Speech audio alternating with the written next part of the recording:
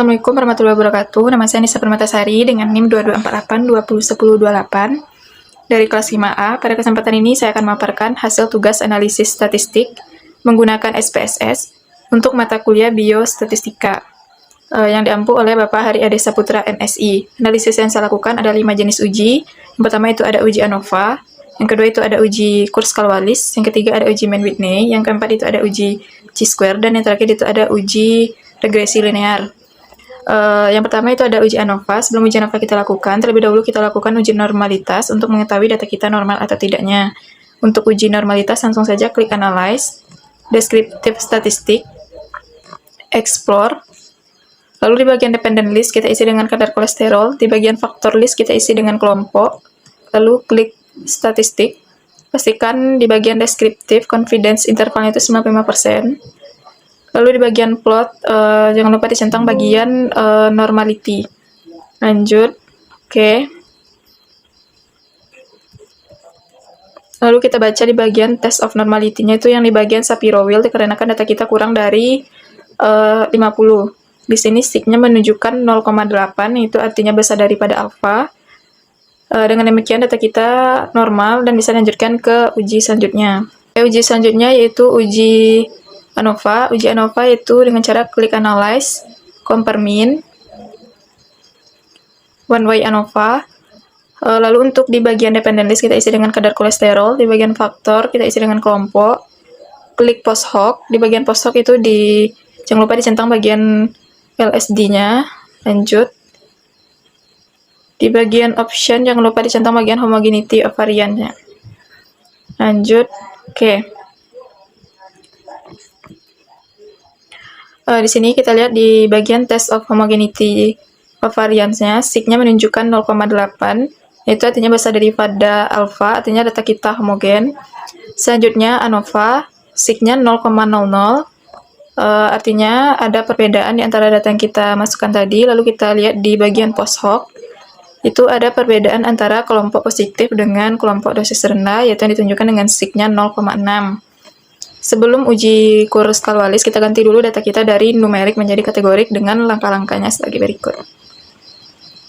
Transform, lalu klik Record into Difference Variable, lalu masukkan kadar kolesterol di inputnya, lalu kita bikinnya.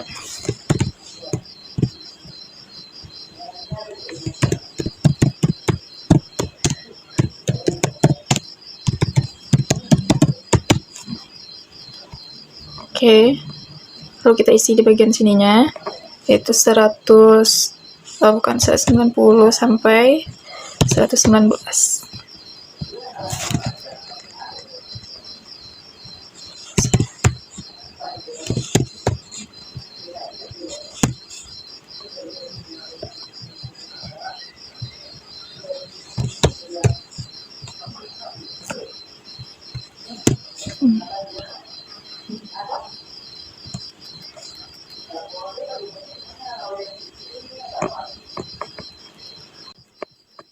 Oke, di sini kita ubah di bagian variable view-nya, untuk desimalnya kita nolkan saja. Lalu untuk value-nya, kita isi yang value yang pertama itu normal. Lalu yang kedua itu sedang. Lalu yang ketiga itu tinggi. Oke. Lalu di bagian data view, lalu langsung saja kita uji Kurzweil-Wallis dengan cara analyze dan parametric test, legacy dialogs, ke independent sample. Lalu di bagian test variable kita masukkan kadar kolesterol, di bagian groupingnya kita masukkan kelompok. Jangan lupa dicentang bagian Kurzweil-Wallis. Lalu di bagian kelompoknya kita isi 1, maksimumnya 5. Continue. Oke.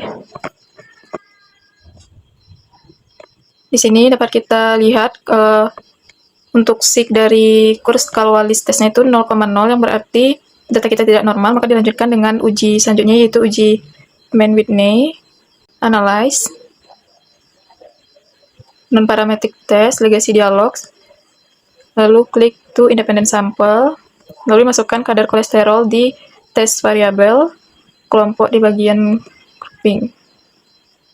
Grup 1 1, grup 2-nya 3. Jangan lupa dicentang di bagian main Whitney, oke. Oke, di sini kita lihat di bagian sig-nya itu 0,8, artinya besar daripada alfa, yang artinya tidak ada perbedaan signifikan antara kelompok positif dengan kelompok dosis rendah. Oke, yang keempat itu uji chi-square. Di sini data sudah dimasukkan seperti ini.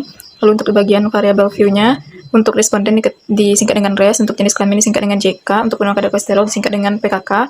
Lalu untuk value, itu ada dua, yang satu itu laki-laki, yang dua perempuan. Yang untuk penurunan kadar kolesterol, yang satu itu iya, dan yang dua itunya tidak. Lalu untuk data view, seperti ini. Lalu langsung saja kita uji chi-square-nya dengan cara analyze, descriptive statistik. Lalu klik cross tab. Di bagian jenis kelamin kita masukkan ke kolam, untuk penurunan kadar kolesterol dimasukkan ke row. Lalu untuk statistik jangan lupa dicentang bagian chi-square dan listnya. Lanjut di bagian cell jangan lupa dicentang bagian observe, expected sama row dan kolomnya juga. Continue. Lalu oke, di sini kita lihat untuk datanya 100% valid. Lalu kita baca di bagian chi-square-nya itu 1, artinya itu tidak ada perbedaan signifikan antara penurunan kadar kolesterol antara laki-laki dan kadar kolesterol perempuan. Lalu yang bagian listnya juga 1, yang itu tandanya tidak ada perbedaan signifikan penurunan kadar kolesterol antara laki-laki dan perempuan. Itu ada ujian terakhir, itu regresi linear. Di sini datanya sudah dimasukkan, karena di sini ada 3 kali percobaan atau triplo, maka harus dicari persen inhibisinya terlebih dahulu. Di sini sudah dicari untuk persennya, jadi langsung saja untuk mencari regresi linearnya dengan cara analyze, quick regression, lalu linear. Oke, untuk bagian dependen itu dimasukkan persen, untuk di bagian independen itu dimasukkan konsentrasi vitamin C. Oke, di bagian plotsnya jangan lupa dicentang bagian normality. Oke, di sini untuk koefisien, di sini kita dapat dan untuk koefisien A-nya itu 5, 0,39, dan untuk konsentrasi vitamin C-nya itu 0,853. Dan ini bisa dicari persamaan regresi linearnya, yaitu Y sama dengan BX plus A. Oke teman-teman, terima kasih sudah menonton videonya.